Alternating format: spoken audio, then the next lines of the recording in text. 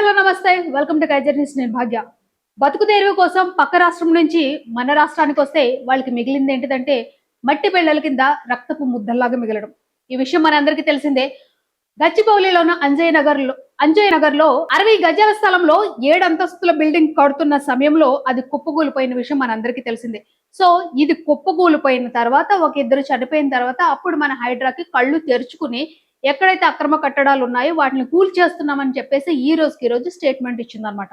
అంటే ఒక 4-5 ప్రాణాలు కోల్పోతేనే తప్ప మీకు పని చేయాలి అనే ఆలోచన రాదేమో, లేకపోతే నిద్రపోయింది అప్పుడు లెగిస్తుందేమో అని అనిపిస్తుంది అనమాట.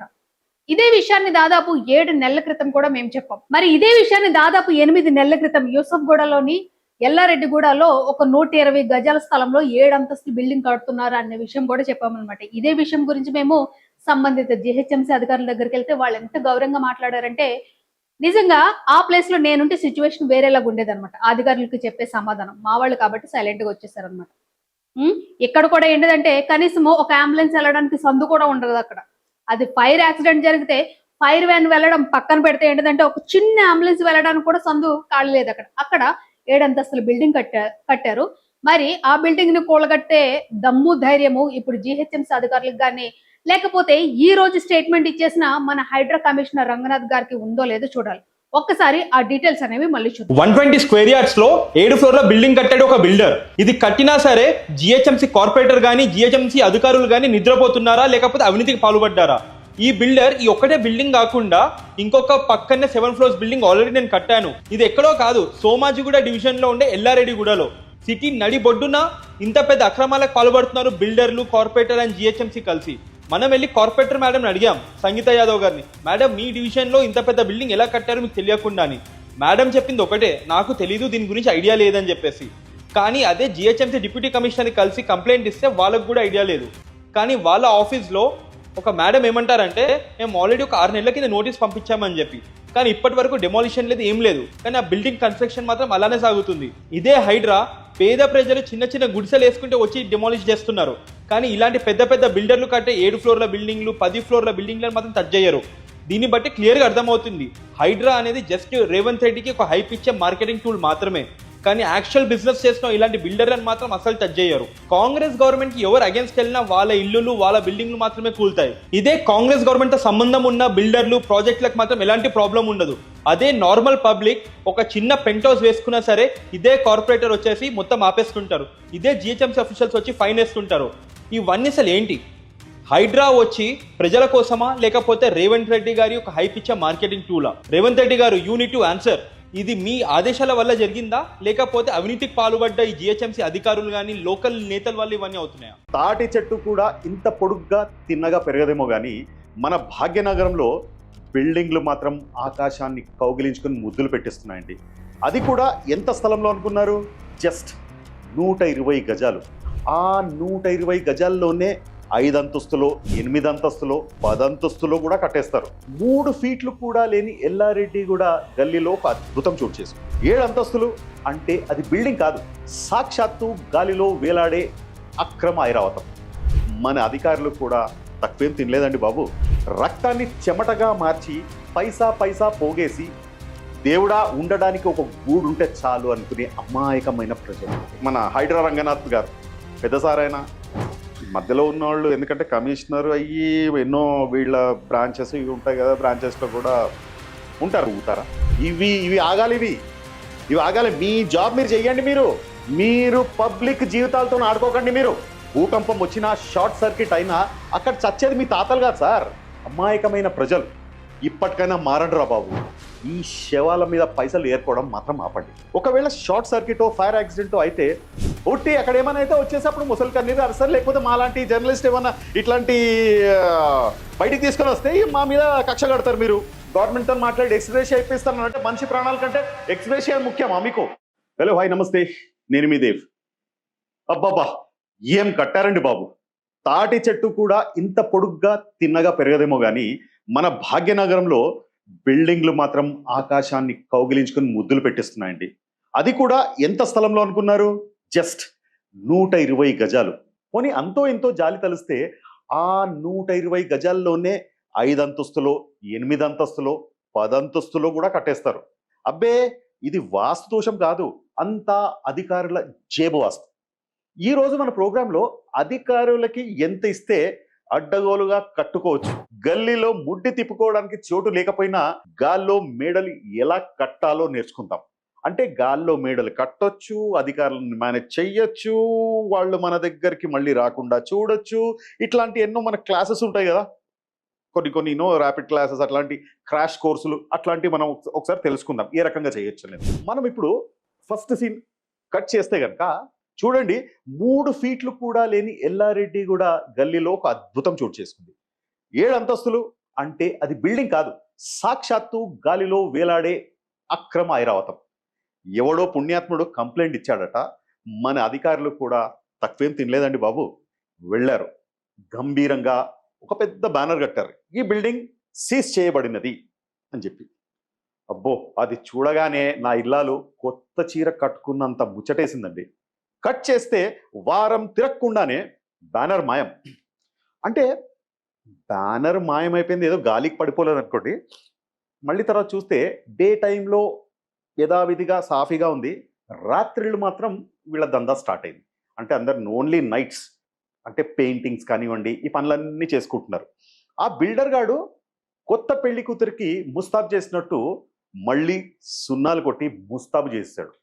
అడిగే నాదుడే లేదు. బహుశా అధికారులకి మూటలు గట్టిగా గొంతు వరకు అందాయేమో, అందుకే నోట్లో బెల్లం ముక్క ఉన్నట్లు గమ్మునుండిపోయారు. ఇవన్నీ చూస్తే కనుక మీకు కూడా ఇదేదో తెలుసుకుందామని ఉంది కదా, ఎలా కట్టొచ్చు, ఎలా మేనేజ్ చేయొచ్చని, అది కూడా చెప్తాను మీకు నేను. ఇక దీనిలాగే ఇంకో ప్రబుద్ధుడు జస్ట్ కొంచెం ఇటరండి, నేతాజీ నగర్, లక్ష్మీపురి, అంటే ఇది ఎక్కడో కాదండి, సైనిక్పురి దాటిన తర్వాత. అక్కడ ఒక్క ఫ్లాట్ సరిపోలేదట, 2 ఫ్లాట్స్ కలిపి 330 గజాల్లో 5 అంతస్తుల కమర్షియల్ భవనం కట్టేస్తున్నాడు. చుట్టూ చూస్తే కనుక హై టెన్షన్ వైర్లు ఉన్నాయి. ఏ రోజైనా తేడా వస్తే డైరెక్ట్గా యమలోకానికి ఎక్స్ప్రెస్ టికెట్ అనుకోండి. చుట్టుపక్కల జనం బాబోయ్ మా మీద పడిపోతుందని మొత్తుకుంటున్నా మన అధికారులకు మాత్రం సోయి లేదు. అది వాళ్ళకి గోదావరి నీళ్ల గలగలలా హాయిగా వినిపిస్తుంది. ఎందుకంటే అది కట్టుకోవడానికి మన వాళ్ళకే కదా డబ్బుల మూటలు ఫుల్ గలగలగల మొత్తం ఇచ్చేసి వస్తుంది. ఎలా వస్తుంది డబ్బుల మూటలు, ఎలా ఇవ్వచ్చు అనేది మళ్ళీ చెప్తాను మీకు నేను. గలగల హాయిగా వినిపిస్తుంది వీళ్ళకి. బిల్డర్ నని లాభం లేదు సార్, వాడు దొంగ, వాడికి దొరికినంత దోచుకుంటాడు. ఏది దొరికితే అది ఎక్కడ సంపాదించుకోవాలా.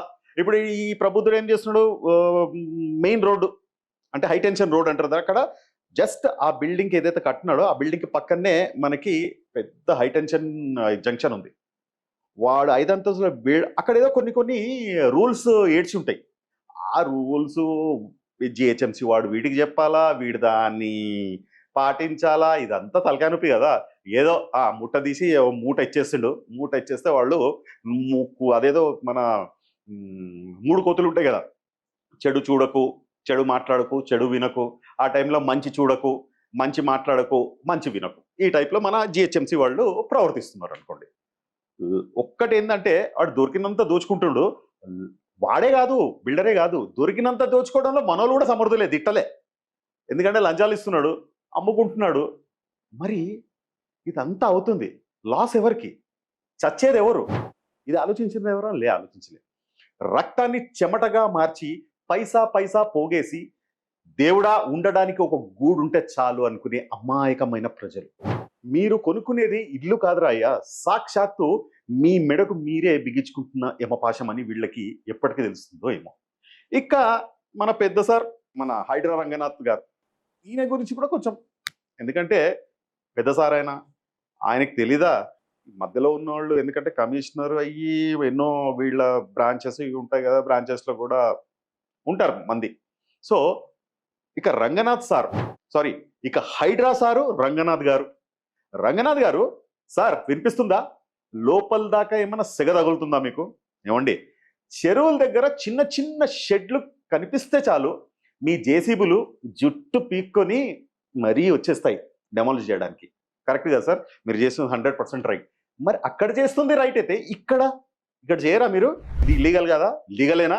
మరి అట్లాంటిది ఏమన్నా ఉంటే పేపర్ స్టేట్మెంటో లేదా ఏమన్నా ఉంటే మీరు ఇవ్వండి, ఇది లీగల్ అని. నేను కూడా కట్టుకుంటా 20-30 గజాలు ఏదో తీసుకొని, నాకు ఇల్లు లేదు సార్, ఓ 20 గజాలు తీసుకొని దాంట్లో ఒక ఏదో నాకు తోచినంత 8, 9, 10 ఫ్లోర్లో వేసుకుంటా, కిరాయిలకి ఇచ్చుకుంటా, ఏదో నేను బతుకుతా, మీ పేరు చెప్పుకొని బతుకుతా. చూడండి సార్ మరి ఏమన్నా. మరి భాగ్యనగర్ గల్లీలో ఆకాశానికి చిల్లు పెట్టేలా కడుతున్న ఈ 7 అంతస్తులు 5 అంతస్తుల కోటల మీద మీ హైడ్రా కళ్ళ కనబడవా? లేక ఈ బిల్డర్లు ఇచ్చే కట్టల బరువుకి మీ కళ్ళు మూసుకుపోయాయా? మీరు చేసే ఈ హడావిడి అంతా ఓన్లీ డ్రామానేనా? ఇదంతా నా క్వశ్చన్స్ కాదు, అందరు జనాల క్వశ్చన్స్. నేను ఒక్కడిని అడుగుతున్నా సార్, నా మీద పగ పెట్టుకోకండి. ఏమో పగ పెట్టుకొని వచ్చేసి నన్ను ఏదైనా మళ్ళీ ఏదో కేసులో ఎందుకు దూర్పిస్తారు, ఏదో అందరూ అడుగుతున్నారు కాబట్టి చెప్పాలని చెప్పేసి మేము అడుగుతున్నా మిమ్మల్ని. అది గుర్తు కొంచెం నా పైన దయదల్చండి. రంగులు పడకముందే ఆపాల్సిన మీ సిబ్బంది అన్నీ అయిపోయాక నామమాత్రపు బ్యానర్లు కట్టి చేతులు దులుపుకోవడం ఏంటి సార్ ఇది? మీరంతా కలిసి ఆడుతున్న ఈ కిటికేంటో జర మాకు మా వ్యూవర్స్ కూడా చెప్తే వింటాం సార్. మీ అధికారుల పర్మిషన్తో 20 గజాల్లో మేము కూడా 6 ఫ్లోర్లు వేసుకుంటాం. ఎవరికి ఎంత ముట్ట చెప్పాలో ఆ లంచాల రేట్ కార్డ్, ఓ రేట్ కార్డ్ ఉంటుంది కదా సార్, హోటల్ పోతే మనం మెనూ ఇస్తాం, వాళ్ళు ఇస్తారు, ఈ రేట్కి ఇడ్లీకి 40 రూపాయలు, మసాలా వడికి ఇంత, లేకపోతే దోశకి ఇంత, ఇట్లాంటి రేట్ కార్డ్ మీ దగ్గర కూడా ఉంటుంది కదా. ఈ ఒక ఫ్లోర్ కట్టుకోవాలంటే ఇంత, మరి దాని తర్వాత G+2 తర్వాత 3, 4, 5 కింద షాపులు, ఇట్లాంటిది రేట్ కార్డ్ ఉంటుంది కదా సార్ మీకు. ఆ రేట్ కార్డ్ చేయదు మాకు కూడా ఇస్తే మీ పేరు చెప్పుకొని మీ పుణ్యమా అని చెప్పేసి మేము కూడా ఓ 20-30 గజాలు తీసుకొని మేము కూడా ఒక 5-6 షాపులు కట్టుకొని పైన 7-8 ఫ్లోర్లు కట్టుకుంటాం. జర బాంచర్ చూడండి జర మంచిగా. కాకపోతే ఆ లంచాల రేట్ కార్డ్ ఒకటి ఇస్తే మేము కూడా, అంటే నేను ఒక్కడే కాదు, నేను పంచుకొని తింటా సార్. నేను చెప్తున్నా, నేను అందరికి ఇస్తా ఈ రేట్ కార్డు, అందరికి, మొత్తం మన తెలంగాణలో అందరికి ఇస్తా. పై మన హైడ్రా సార్కి ఇది ఇచ్చిండు, ఈ రకంగా మీరు అందరు కట్టుకొని అందరు హ్యాపీగా ఉండండి అని చెప్పేసి నేను కూడా చెప్తాను. నేను ఏమంటారు సార్, ఓకేనా? సో మేము కూడా ఇచ్చేస్తాం. అంటే మేము కూడా ఇచ్చేస్తామంటే ఏంది, ఆ లంచాల రేటు కార్డుకి ఒకటి మాకు ఇస్తే దానికి ఏమాత్రం అవుతుందో మేము కూడా ఇస్తాం సార్. ఏమంటే జిహెచ్ఎంసీ అధికారులు జర మాకు కూడా సీక్రెట్ ఏదో చెప్పరాదే సార్. సో జోక్స్ అపార్ట్, కొంచెమైనా సిగ్గుండాలి సార్. లక్షలు జీతాలు సరిపోవడం లేదా మీకు? ప్రజల ప్రాణాలని, రక్త మాంసాన్ని మీ ఇంట్లో వాళ్ళకి చికెన్ మటన్లుగా వండి తినిపిస్తున్నారా ఏంది? ప్రతి దానికి రేవంత్ రెడ్డి కావాలి, రేవంత్ రెడ్డి తప్పు చేసిండు, రేవంత్ రెడ్డి గవర్నమెంట్లో చేసింది. ప్రతి దానికి గలీలో కుక్క మొరిగినా దానికి CM permission, Revanth Reddy permission కావాలా సార్? మరి మీరెందుకు ఉన్నట్టు? కేవలం మేత మేయడానికైనా సిగ్గుండాలి సార్ మీకు. రక్తాన్ని చెమటగా మార్చి రూపాయి కూడబెట్టుకొని ఒక ఇల్లు కొనుక్కుంటే మీరు లంచాల మత్తులో ఊతారా? తిన్న చాలు సరిగా, ఎక్కువ తింటే సకల రోగాలు వచ్చి కదలలేక నడవలేక మంచాన పడతారు. యాక్చువల్గా మొన్న జీడిమెట్లలో భూకంపం వచ్చిందని, ఇక్కడ రాదని గ్యారంటీ ఇస్తారా మీరు? ఒకవేళ షార్ట్ సర్క్యూటో ఫైర్ యాక్సిడెంటో అయితే అప్పుడు వచ్చి ముసలి కన్నీరు కారుస్తారు. అదొకటే ఉంది మీకు. ఎవరైనా సరే, రాజకీయ నాయకులు కానీ ఎవరైనా సరే, అక్కడ కార్పొరేటర్లు కానీ ఎవరైనా సరే వచ్చి ఆ టైంలో వచ్చేసేసి ఏవో చచ్చిపోయాను కదా అని చెప్పేసి ముసలి కలి ఇదేదో ఇంకోసారి కాకుండా చూస్తాం, అది చూస్తామని చెప్పేసి అక్కడ రాజకీయ నాయకుల మాటలు వినిపిస్తారు. మీరు సేఫ్ అయిపోతారు, తిన్నోళ్ళు మన జిహెచ్ఎంసీ అధికారులు వాళ్ళు సేఫ్ అయిపోతారు, వచ్చి కట్టి అమ్ముకున్నాడు సేఫ్ అయిపోతాడు.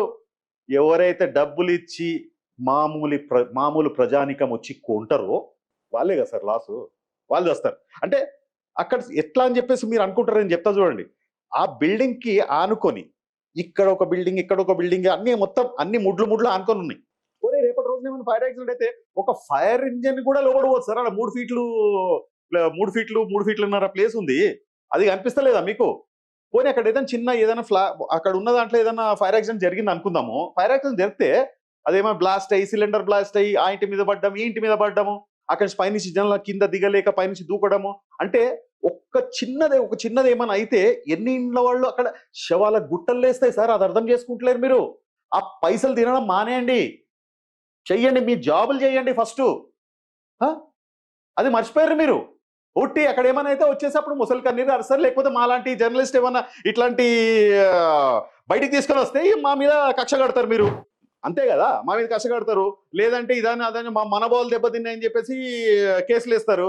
లేదంటే ఇంకొంచెం ఇది చేసుకొని మీకు ఇంకా మండింది అనుకోండి, ఇంకా మండితే ఏం చేస్తారు? ఎవరికైనా పైసలు ఇచ్చేసి మమ్మల్ని